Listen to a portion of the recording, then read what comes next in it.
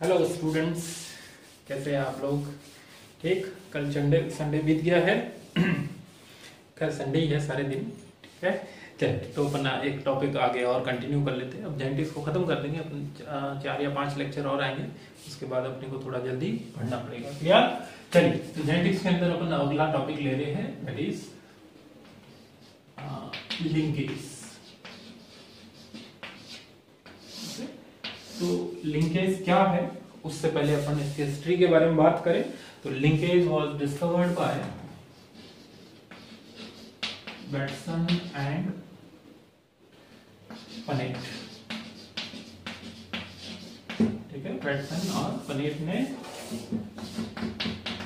Discovery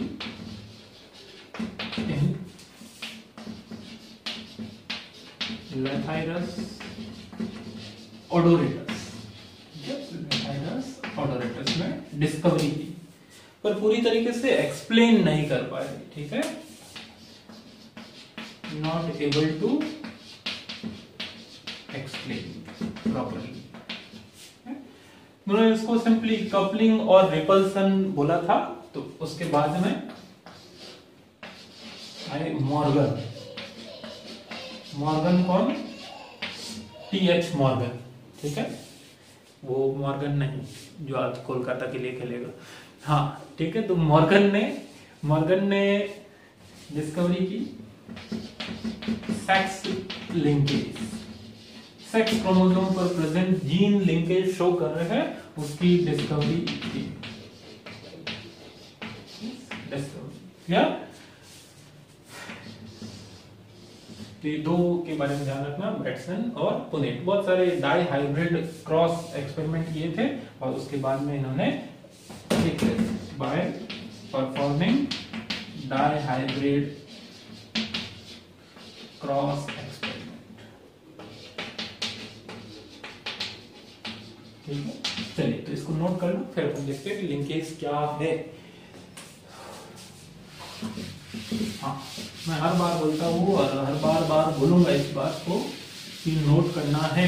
अगर तुमको seriously NEET की तैयारी करनी है या बोर्ड परीक्षाओं की तैयारी करने के लिए बैठे हो इस चैनल के भरोसे, तो नोट कीजिएगा। बिना नोट किए कोई मतलब नहीं है। तुम सुन लोगे 15-20 मिनट, उसके बाद में वो टॉपिक निकल जाएगा तुम्हारा, ऐसे कोई मतलब नहीं है उसका। ठीक, चलिए। हाँ, तुम ऑलरेडी किसी इंस्टीट्यूट में पढ़ रहे हो और वहां के नोट्स भी आ रहे हैं तुम्हारे पास, लेकिन टॉपिक समझ नहीं आया, इसलिए तुम इधर समझने के लिए आए हो, तो एक बार कि तुम्हारा काम चल जाए।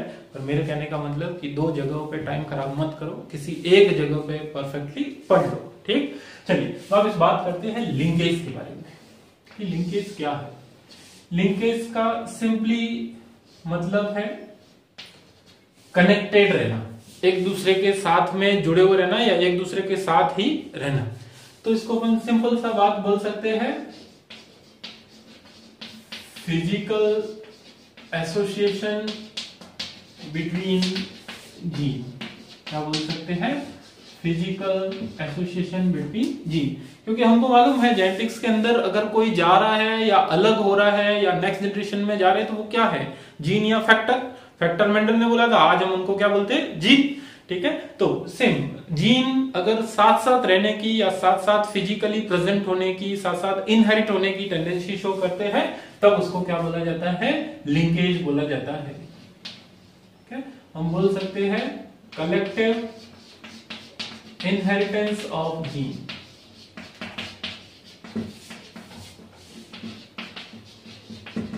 ठीक है, या फिर अपन पहले ही बोल दिया tendency of genes to stay together।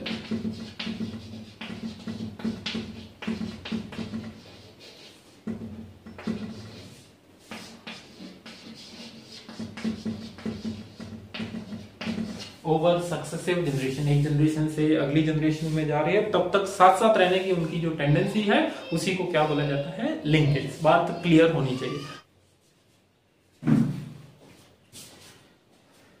ठीक है, तो tendency of genes to stay together. अब जनरली एक क्रोमोसोम पर प्रेजेंट जो जीन है वही तो साथ साथ रहेंगे।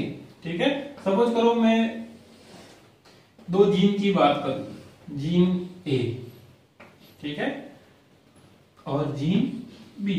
हम जानते हैं क्रोमोसोम पेयर के फॉर्म में है, जैसा जीन एक मेंबर के ऊपर है वैसा का वैसा जीन दूसरे मेंबर के ऊपर भी प्रेजेंट होगा। ठीक है, हाँ हो सकता है वो अल्टरनेट फॉर्म हो, लेकिन जीन तो ए ही है, यहाँ पर भी ए है। जैसे अपन बोलते हैं कि हाइट का एक जीन है, वो कैपिटल टी फॉर्म में हो सकता है, स्मॉल टी फॉर्म में हो सकता है, डोमिनेंट या रिसेसिव हो सकता है। क्लियर? तो ये दोनों जीन जो एक ही क्रोमोसोम पे प्रेजेंट है, इनके साथ साथ रहने की टेंडेंसी ज्यादा होती है। ठीक है, तो generally genes present on same chromosome they shows linkage. ठीक है, वही लिंकेज शो करते हैं। अगर अलग अलग क्रोमोसोम पे होगा तो क्या होगा? अलग अलग क्रोमोसोम पे होगा तो वही होगा जो हमने डाई हाइब्रिड क्रॉस के बाद में देखा था। इधर देखो, इन सबको नोट करते रहना, मैं जो बनाता हूँ। ठीक है, डाई हाइब्रिड क्रॉस के अंदर क्या होगा? इंडिपेंडेंट असॉर्टमेंट होगा। कैसे? इधर देखो, सपोज करो दो जीन है जो एक ही क्रोमोसोम पे है, तब तो वो लिंकेज शो करेंगे ऐसा। लेकिन अगर अब ये दोनों जीन अलग अलग क्रोमोसोम पे हो, ध्यान दीजिएगा जनता, अगर ये दोनों जीन अलग अलग क्रोमोसोम पे हो, जैसे ए जीन जो है वो इस क्रोमोसोम पे आ गया, तो क्रोमोसोम नंबर 5 का एक पेयर है। ठीक है, जोड़े के फॉर्म में क्रोमोसोम है, ये 5वां पेयर है। सपोज करो दूसरा जीन जो है वो क्रोमोसोम नंबर पेयर 7वें पर। बात समझ में आ रही है? आ रही है, हाँ कि ना? ठीक है, तो जो एक जीन ए है वो क्रोमोसोम नंबर पेयर नंबर 5 पे है, एक जीन बी है जो क्रोमोसोम पेयर नंबर 7 पे है। ठीक है, तो 5वें जोड़े पर ये है, 7वें जोड़े पर ये। बात समझ में आई? तो इंडिपेंडेंट असॉर्टमेंट होगा या गैमेट फॉर्मेशन के टाइम पे, इधर देखो, गैमेट फॉर्मेशन के टाइम पे इससे कौन कौन से गैमेट बन सकते हैं? ये वाला क्रोमोसोम अलग गैमेट में चला जाएगा, ये वाला क्रोमोसोम अलग गैमेट में चला जाएगा, तो कितने टाइप के गैमेट बनेंगे? 2 टाइप, 2 टाइप ऑफ गैमेट्स। एक गैमेट के अंदर क्या आ जाएगा? A B. दूसरे गैमेट के अंदर क्या आ जाएगा? Small A small B. इसके अलावा और कोई पॉसिबिलिटी बन सकती है क्या? नहीं, इसके अलावा और कोई पॉसिबिलिटी नहीं है। 2 ही टाइप के गैमेट बनेंगे। इधर देखो, अब चूंकि अलग अलग क्रोमोसोम पर है, कोई भी किसी के भी साथ में जा सकता है। ठीक है, कोई भी किसी के भी साथ में जाने का मतलब, सपोज करो एक बार ये क्रोमोसोम और ये क्रोमोसोम साथ साथ आ गया, तो गैमेट बन गया ए बी। ठीक है, सपोज करो ये क्रोमोसोम इसके साथ नहीं जाकर इसके साथ आ गया, गैमेट क्या बन गया? ए स्मॉल बी। ठीक, सपोज करो ये क्रोमोसोम जो है वो इसके साथ आ गया, गैमेट क्या बन गया? Small A capital B. सही है, ये क्रोमोसोम इसके साथ में आ गया, क्या बन गया? तो ये इंडिपेंडेंटली इनहेरिट हो रही है, लिंकेज शो नहीं कर रही है, अलग अलग क्रोमोसोम पे प्रेजेंट है, इसलिए इंडिपेंडेंटली इनहेरिट हो रही है। सेम क्रोमोसोम पे प्रेजेंट है ए और बी जीन, इसलिए साथ साथ रह रहे हैं, तो 2 ही टाइप के गैमेट बन रहे हैं। जबकि यहां पर कितने टाइप के गैमेट बन रहे हैं? यहां पर बन रहे हैं 4 टाइप के gamete, 4 type of gametes.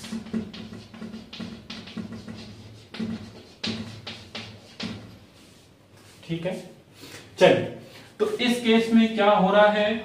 Independent assortment हो रहा है। क्या हो रहा है? Independent assortment.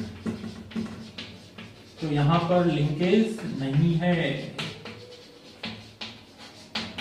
इसी तरीके से यहां पर क्या हो रहा है? यहां पर हो रही है लिंकेज, इसीलिए यहां पर इंडिपेंडेंट असॉर्टमेंट नहीं। बात समझ में आया? लिंकेज होगा तब क्या होगा? इंडिपेंडेंट असॉर्टमेंट होगा तब क्या होगा? कहने का मतलब जब लिंकेज है तो केवल पेरेंटल टाइप के गैमेट ही आ रहे हैं, ए और बी आ रहा है, ए बी, बस यही पेरेंट में है, ऐसा कैसा प्रोजेनी में भी चला जाएगा। ठीक है, लेकिन अगर हम बात करें इंडिपेंडेंट असॉर्टमेंट की, तो 2 नए टाइप के फिनोमिनन भी आ रहे हैं, पेरेंटल के साथ साथ नए टाइप के भी हाँ ठीक है। तो इंडिपेंडेंट असॉर्टमेंट के केस में पेरेंटल के साथ साथ नए कॉम्बिनेशन भी आए थे, ये वाले। अब एक टर्म आता है, इसको मैं हटा देता हूं। ठीक है, इसको हटा देता हूं। यहाँ पे नए टाइप के बिल्कुल भी नहीं आए हैं। नए टाइप के गैमेट्स कैसे आ सकते हैं? एक फिनोमेनन होता है जिसको बोला जाता है रिकॉम्बिनेशन। क्या बोला जाता है? Recombination, exchange of genetic material between homologous chromosome. ठीक है, अब देखो इधर रिकॉम्बिनेशन की फ्रीक्वेंसी क्या होगी? Recombination frequency,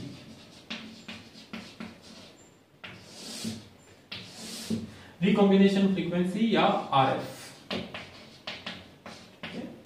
RF is equal to total recombinant, नए टाइप के कॉम्बिनेशन कितने आए अपॉन टोटल प्रोजेनी,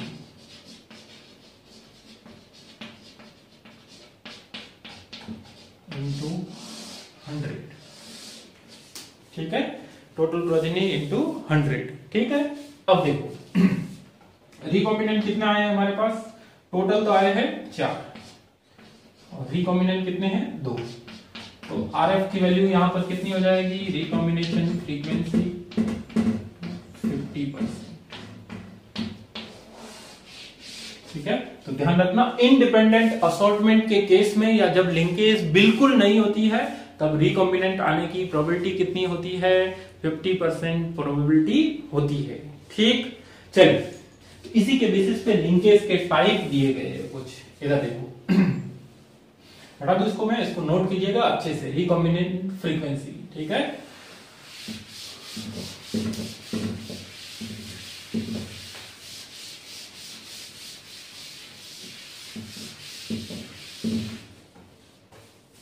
अब टाइप्स ऑफ लिंकेज। एक टाइप तो हमने बात कर लिया है पर फिर भी बात कर लेते हैं।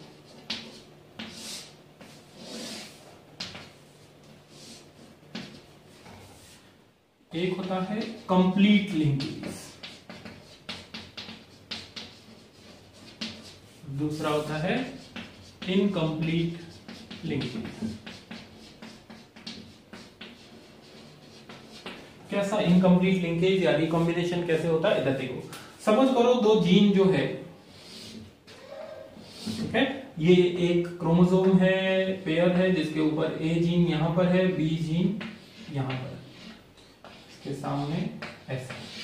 ठीक है, इनके बीच में सपोज करो एक क्रोमोसोम को अपन अलग दिखा देते हैं, थोड़ा सा डिटेल में जा रहे हैं कि रिकॉम्बिनेशन होता कैसे। ठीक है, इनके बीच में सपोज करो क्रोमोसोम सेगमेंट का एक्सचेंज हो रहा है। क्या हो रहा है? क्रोमोसोम सेगमेंट का एक्सचेंज हो रहा है। तो एक्सचेंज हो रहा है तो एक्सचेंज होने के बाद की कंडीशन देखिए,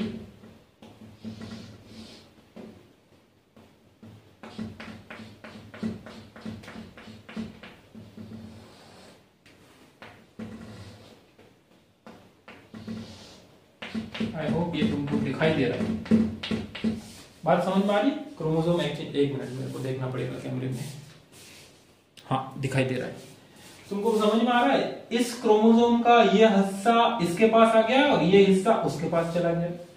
सही है? ठीक है, तो रिकॉम्बिनेशन हुआ है लेकिन क्या जीन सेपरेट हुए? नहीं, वो तो वहीं के वहीं रहे। ये वहीं के वहीं क्यों रहे? क्योंकि ये पास पास प्रेजेंट है। ये वहीं के वहीं इसलिए रहे क्योंकि ये पास पास प्रेजेंट है। सपोज करो ये जीन यहां पर प्रेजेंट होता, सपोज करो ये जीन यहां पर प्रेजेंट होता, तो थोड़ी देर बाद हमको क्या दिखाई देता है रिजल्ट के अंदर? यहां पर आ जाता है स्मॉल बी, यहां पर आ जाता कैपिटल बी। तो पेरेंटल कॉम्बिनेशन तो हो जाते ए बी और स्मॉल ए बी, और नए कॉम्बिनेशन रिकॉम्बिनेशन के बाद में क्या बन जाता? Capital A small B, small A capital B. बोलो बात समझ में आ रही है? अरे हाँ कि ना? आ रही आनी चाहिए। सही है, यहां तक विजिबल है, दिखाई दे रहा है, बहुत आसानी से दिखाई दे रहा है, कोई तकलीफ नहीं है। ठीक है, तो पेरेंटल के साथ साथ नए कॉम्बिनेशन भी आते अगर क्रोमोसोम जीन जो है वो क्रोमोसोम पे दूर दूर रहते, तो वहां पे पूरी तरीके से लिंकेज नहीं होती। जब जीन पास पास प्रेजेंट होते हैं तो कंप्लीट लिंकेज, जब एक ही क्रोमोसोम पे दूर दूर प्रेजेंट हो तब इनकम्प्लीट लिंकेज देखने को मिलती है। बात क्लियर? चलिए, तो इसी बात को पहले तो ये सब चीजें नीचे नोट कर लेना, उसके बाद कंप्लीट लिंकेज और इनकम्प्लीट लिंकेज के अंदर अपन बात कर लेते हैं। ठीक है, या फिर नहीं भी करना चाहते हो, सीधे याद रखना चाहते हो तो भी कोई बात नहीं, बात समझ में आ गई है तो सीधे याद रख सकते हैं। When genes on chromosome are present very close, या बहुत पास पास प्रेजेंट हो, तो क्या हो सकती है complete linkage. When genes on chromosome are present far या अवे फ्रॉम ईच अदर।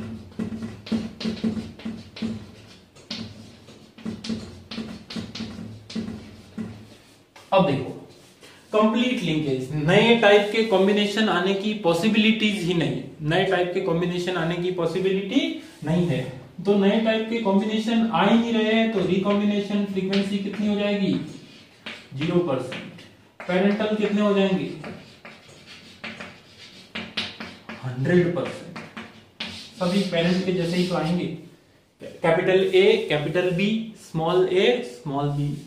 दूसरा टाइप का इनकम्प्लीट लिंकेज, रिकॉम्बिनेशन फ्रीक्वेंसी तो कुछ तो आएगी, लेकिन कितनी आएगी 0% आएगी तो कंप्लीट लिंकेज, तब तो फिर इनकम्प्लीट रहेगी नहीं। अगर 50% आ जाए तो इंडिपेंडेंट असॉर्टमेंट, और वो तो तब होता है जब जीन क्रोमोसोम अलग अलग क्रोमोसोम पर प्रेजेंट होते हैं। यहां पे तो किस पे प्रेजेंट है, एक ही क्रोमोसोम पर है लेकिन दूर दूर प्रेजेंट है, तो आरएफ किसके बीच में रहेगी, बिटवीन 0 to 50%, 0 से लेकर 50% के बीच में रहेगी। याद कर लीजिएगा, बहुत इंपॉर्टेंट बात। पेरेंटल कितने होंगे 50% से ज्यादा।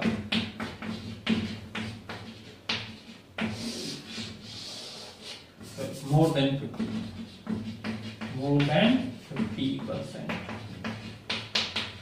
और इंडिपेंडेंट असॉर्टमेंट के केस में क्या होगा, 50% रिकॉम्बिनेंट, 50%, ये भी यहीं पे कहीं पे लिख लेते हैं ताकि तुम्हारे तीनों साथ ही याद रहे। इंडिपेंडेंट असॉर्टमेंट, इंडिपेंडेंट असॉर्टमेंट के केस में रिकॉम्बिनेंट फ्रीक्वेंसी कितनी 50%। पेरेंटल भी कितने, पेरेंटल भी कितने, ठीक है। तो ये ऑब्जेक्टिव क्वेश्चन में सीधा क्वेश्चन अच्छा बन सकता है कि सपोज करो एक क्रॉस किया तुमने और इस केस में आरएफ हमको इतनी मिली, किस टाइप की लिंकेज है, complete linkage, incomplete linkage, no linkage, none of the above, ठीक है। तो तुम अगर 0% आरएफ है कंप्लीट लिंकेज, अगर 50% आरएफ है इंडिपेंडेंट असॉर्टमेंट, अगर 0 से 50 के बीच में है इनकम्प्लीट लिंकेज, ठीक है। और इसके अलावा कुछ भी है तो नन ऑफ द अबव आसानी से आ सकते हैं। वैसे नन ऑफ द अबव वाला क्वेश्चन इसमें नहीं आएगा, नोट कीजिए जल्दी से। बात समझ में आ गई हो, लाइक कीजिए, कमेंट कीजिए और शेयर कीजिए। मैं कभी बोलता नहीं हूं वैसे, ठीक है। बार बार बोलूंगा तुमको लगेगा क्या यार हो गया, अब लाइक कमेंट आगे पढ़ाओ अब, ठीक है। चलिए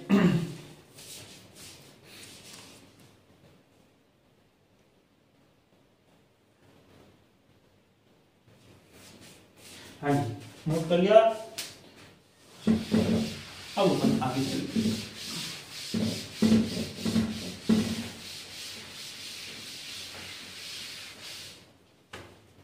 छोटा सा टॉपिक आता है, characteristics of linked gene.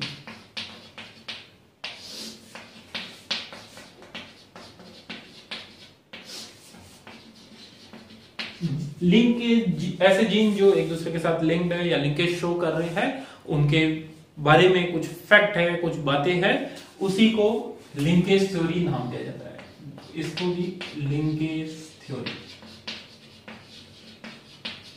Bye Morgan साहब ने ही ये दी, ठीक है। तो ये थ्योरी बोलती है, पहली चीज तो वही बोलती है कि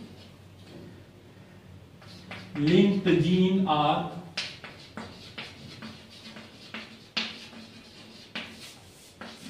present near,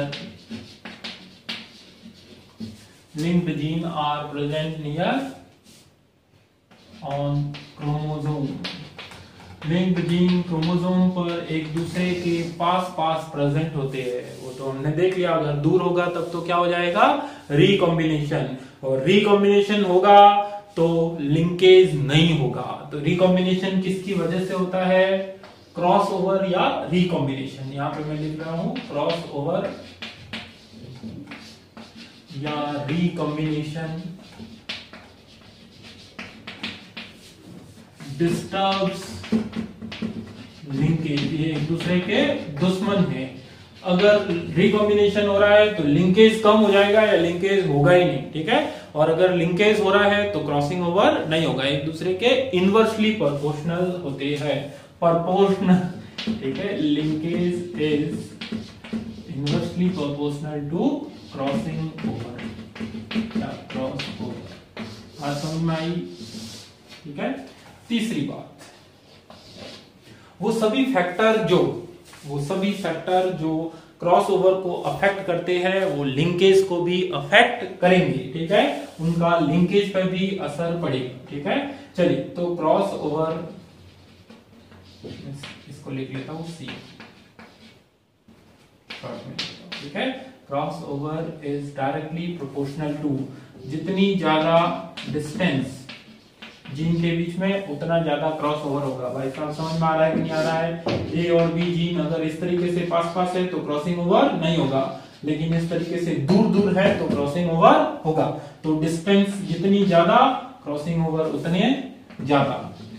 टेम्परेचर बढ़ने पे क्रॉस ओवर की संभावना ज्यादा है, में भी क्रोमोसोमल मूवमेंट ज्यादा होता होगा एनर्जी की वजह से, या उस वजह से एक्सचेंज होता है, ठीक है। Distance, temperature. एक और फैक्टर एक्सरे, एक्सपेरिमेंट करके देखा गया होगा कि टेम्परेचर बढ़ाने पर या एक्सरे एक्सपोज करने पर क्रॉसिंग ओवर बढ़ता है, पर क्रॉसिंग ओवर कम भी होता है। पहला, एज बढ़ने के साथ साथ क्रॉसिंग ओवर की संभावना कम। इसी तरीके से जो मेल ऑर्गेनिज्म होते हैं उनके अंदर क्रॉस ओवर की संभावना कम होती है, इसको जरूर से नोट करना। अब ये जस्ट उल्टा, अगर ये तुमको समझ में आ गया है तो अगर मैं लिंकेज के बारे में बोलूं तो डिस्टेंस बढ़ने पर लिंकेज कम होगी, टेम्परेचर बढ़ने पे लिंकेज कम होगा, एक्सरे के एक्सपोजर से लिंकेज कम होगा, एज बढ़ने के साथ साथ लिंकेज ज्यादा होगी, मेल ऑर्गेनिज्म में लिंकेज ज्यादा होगी। क्रॉसिंग ओवर का जस्ट उल्टा है, डिस्टेंस बढ़ने पर क्रॉस ओवर बढ़ता है, पर डिस्टेंस बढ़ने पर लिंकेज क्या हो जाएगा? कम हो जाएगा, ठीक है। तो ये सारे फैक्टर जो है वो क्रॉस ओवर को अफेक्ट करते हैं, वो लिंकेज को भी अफेक्ट करेंगे, लेकिन एक दूसरे के ऑपोजिट है, ठीक है। चलिए नोट कीजिए इसको। और एक लास्ट पॉइंट और आता है, रुक जाओ, लास्ट पॉइंट और है, लिंकेज ग्रुप।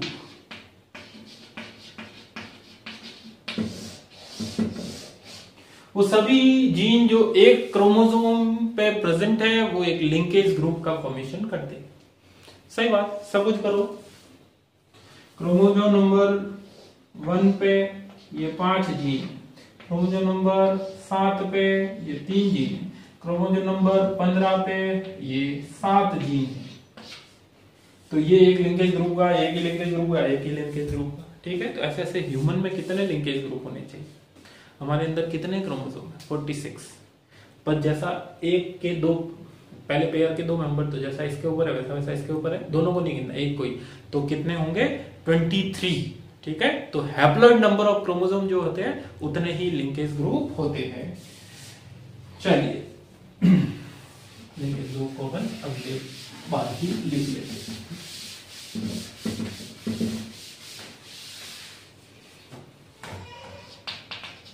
लिंकेज ग्रुप, ठीक है। लिंकेज ग्रुप क्या है? इधर देखो, genes present on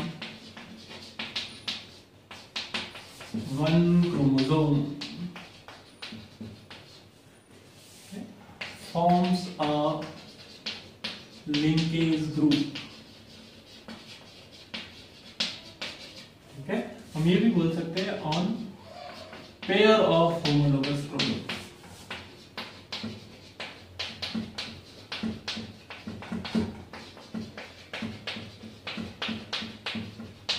pair of homologous chromosome. सही है। चलिए अब कुछ एग्जाम्पल अगर अपन बात करते हैं linkage group, in fact haploid number of chromosome में भी बोल सकते हैं, ठीक है। कुछ एग्जाम्पल अपन मेंशन करते हैं।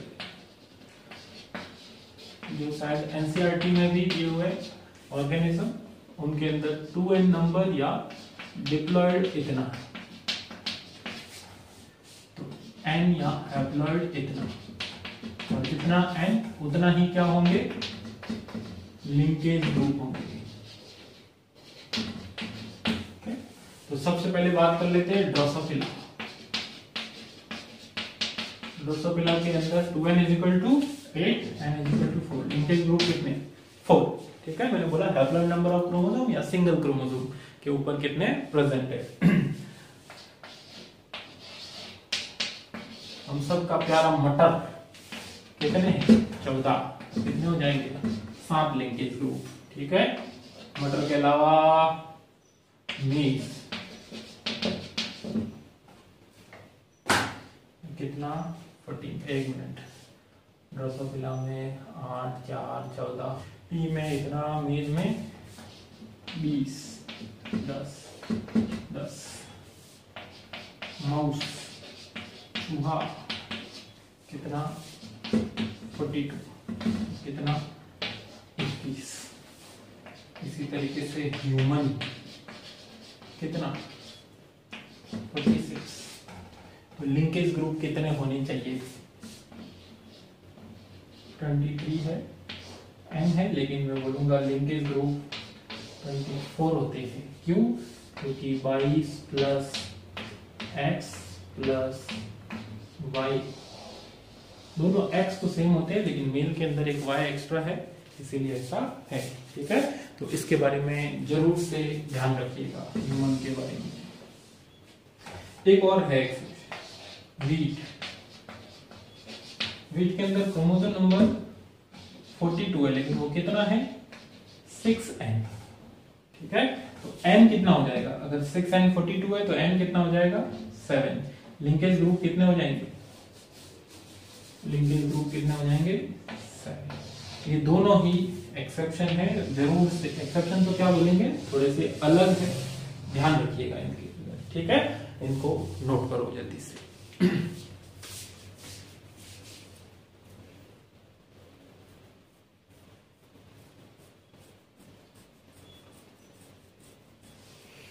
हो गया,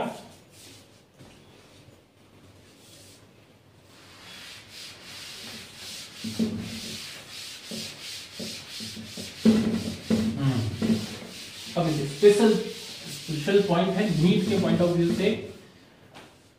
मॉर्गन साहब ने जो एक्सपेरिमेंट किया था, मॉर्गन्स एक्सपेरिमेंट, एनसीईआरटी ने दिया हुआ है इसको। हालांकि एनसीईआरटी ने तो पूरा चित्र बनाया, अपन इतना डिटेल में तो नहीं जा रहे हैं, नोट कीजिएगा एनसीईआरटी स्पेशल। ठीक है, मॉर्गन ने ड्रोसोफिला के बीच में क्रॉस किया था, ड्रोसोफिला के अंदर। तो ड्रोसोफिला कौन कौन से थे, ड्रोसोफिला फीमेल ऑर्गेनिज्म लिया और मेल ऑर्गेनिज्म। ठीक है, फीमेल ऑर्गेनिज्म कैसा था, white I and yellow body. ठीक है, जबकि मेल ऑर्गेनिज्म कैसा था, रेड आई ब्राउन बॉडी। ये एग्जांपल दिया हुआ है, इसलिए तुमको याद रखना ही पड़ेगा इसको तो। ठीक है, चलिए, तो इनके बीच में क्रॉस करवाया और क्रॉस करवा के क्या लाए, F1। ठीक है, F1 की सेल्फ क्रॉसिंग करवाई। ठीक है, वो अपन प्लांट के अंदर सेल्फ पॉलिनेशन बोल रहे हैं, यहाँ पे इनब्रीडिंग भी बोल सकते हो या सेल्फ क्रॉसिंग। ठीक है, चलिए, F1 से मेंडल ने लाए, सॉरी मेंडल क्या है, मॉर्गन साहब ने F2 जनरेशन। ना देखा F2 के अंदर पेरेंटल टाइप जो थे वो बहुत ज्यादा आए। ठीक है, जबकि नए वाले या रिकॉम्बिनेंट, नॉन पेरेंटल भी बोल सकते हैं, रिकॉम्बिनेंट या नॉन पेरेंटल, वो बहुत कम आए। ये आए लगभग 98.7%, जबकि रिकॉम्बिनेंट आए हार्डली 1.3%। ठीक है, तो यहां से पता चला कि लिंकेज है, लेकिन किस तरीके की लिंकेज है, इनकम्प्लीट लिंकेज है, क्योंकि नॉन रिकॉम्बिनेंट 0 से 50 के बीच में आ रहा है। मॉर्गन और उनको पता था कि ये जीन सारे के सारे कहां पर प्रेजेंट है, एक्स क्रोमोसोम पे। लास्ट में लिख लेंगे, लास्ट में ऐड करें। एक और एक्सपेरिमेंट किया था ये देखने के लिए कि क्या एक ही क्रोमोसोम पे जो जीन प्रेजेंट होते हैं वो अलग अलग टाइप की लिंकेज शो करते हैं। जैसे दूसरे एक्सपेरिमेंट में उन्होंने व्हाइट और मिनिएचर विंग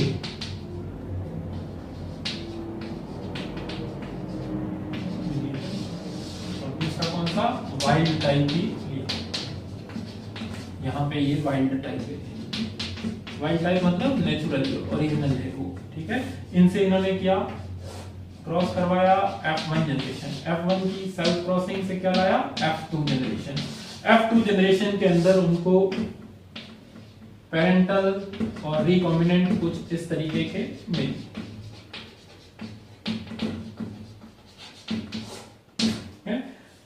लगभग 37.2%, और ये मिले थे 37 है या और ये मिले 62.8%, ठीक है। तो रेशियो थोड़ा सा इधर उधर हो सकता है, इसको देखिएगा। अब देखो इसमें रिकॉम्बिनेंट इतने हैं तो यहाँ पे भी इनकम्प्लीट लिंकेज, लेकिन डिग्री ऑफ लिंकेज, ठीक है, अलग अलग है। यहाँ पर लिंकेज कम है, पेरेंटल फिनोमिनन ज्यादा, सॉरी यहाँ पे लिंकेज ज्यादा है, जबकि यहाँ पर इन दोनों जीन के बीच में लिंकेज थोड़ी सी कम है तो सही पर कंपैरेटिवली कम है। पेरेंटल ज्यादा आना मतलब लिंकेज बहुत ज्यादा, तो पेरेंटल इसमें ज्यादा आए हैं, इसमें थोड़े से कम आए हैं। तो उन्होंने कंक्लूड किया कि इन दो कैरेक्टर की बॉडी आई कलर और बॉडी कलर के कंपैरिजन में जो आई कलर और विंग का शेप है उनके बीच में लिंकेज थोड़ी सी कम थी, जबकि यहाँ पे लिंकेज थोड़ी सी ज्यादा थी, ठीक है। ये कंक्लूजन में लिखना है, पहले इसको नोट करो फिर कंक्लूजन में उस बात को लिख लेंगे, ठीक है। लगा गया, स्क्रीनशॉट लेके, ये लास्ट बात है, क्लास खत्म कर रहे हैं तो एक बार उसको देख लो।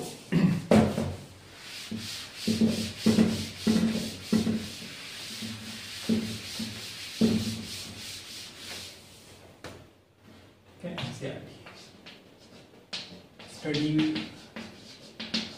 linkage for gene present on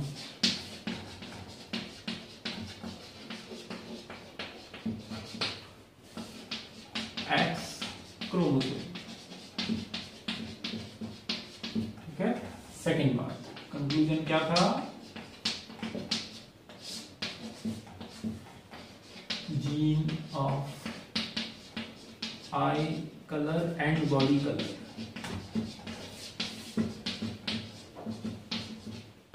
body color shows more linkage than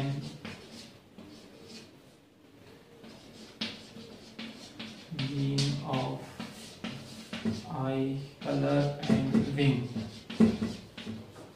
I colour की बजाय व्हाइट कलर भी ले सकते, white colour and miniature wing, यही तो बात अपन ने की थी। कंक्लूजन आ गया, सब कुछ आ गया, नोट कर दीजिएगा।